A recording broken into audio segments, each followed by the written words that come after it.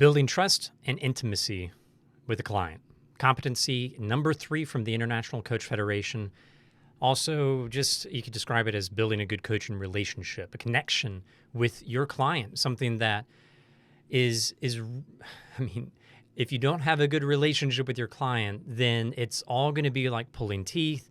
They're not going to want to pay you. If they're a sponsored client, they're just going to feel like they are forced to be in this room, whether physically or digitally, with the person who doesn't really care about them.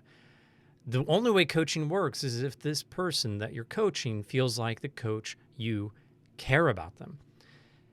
It comes in 3 markers of success, pretty straightforward how to measure success with the coach's ability to build intimacy and trust. Number 1, acknowledging what the client is doing in the session and that it's hard work. Acknowledge the effort they are putting into being vulnerable, to offering their deeper thoughts, for answering these really tough questions even you don't even know the answer to.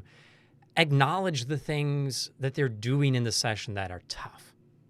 They'll appreciate that. That says that this isn't easy for them, so you acknowledge that. You're there with them to support them through that. And also, number 2, show support not only for what they're doing in the session to validate their performance, but just show support for them as a whole person. Let's say that they can't answer a pretty difficult question.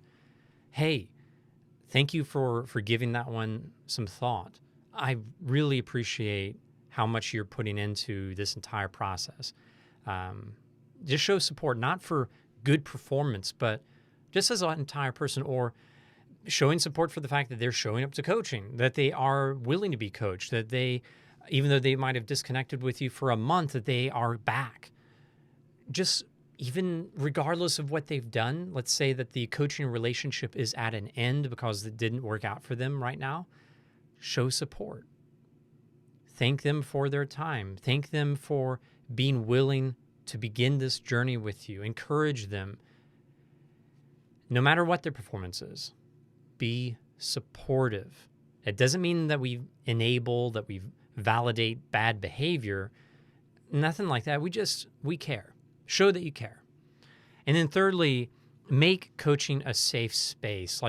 In order to do creative thinking, in order to answer difficult questions, in order to do problem solving, in order to really learn, it has to be a safe environment. A coach can really ruin that environment by offering a lot of judgment and criticism about what the client is saying. The coach can passively demonstrate a sense of judgment by furrowing their eyebrows or doing the universal looks for disgust or anything like that. We want to avoid those passive ways of demonstrating that we are judging them, that we are holding them in contempt for their lack of performance. It's a safe space for them to succeed, to answer well, just as much as it is a safe space for them to fail and for them to answer in a way that isn't that well thought out. It's a safe space even for the person to make a mess of the coaching relationship on their side because it's just not a good day for it. Again, this is not avoiding having some sort of boundaries in place that protect the coach as well as the client. It needs to be a safe space on both sides, but the coach is responsible for making sure this person feels safe in how the coach is in terms of their presence and in their responsiveness.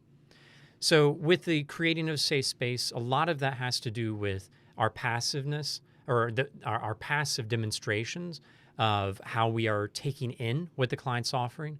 But it's also going to be determined by plenty of the other competencies around direct communication, how we do that. Are we doing it in a way that creates partnership? Our coaching presence, our powerful questioning and active listening, all of these things taken into account create a good, safe space. But with the other things of acknowledging the work in session, supporting the entirety of this individual being coached, that's something that the coach needs to take an active role in. How do you do it?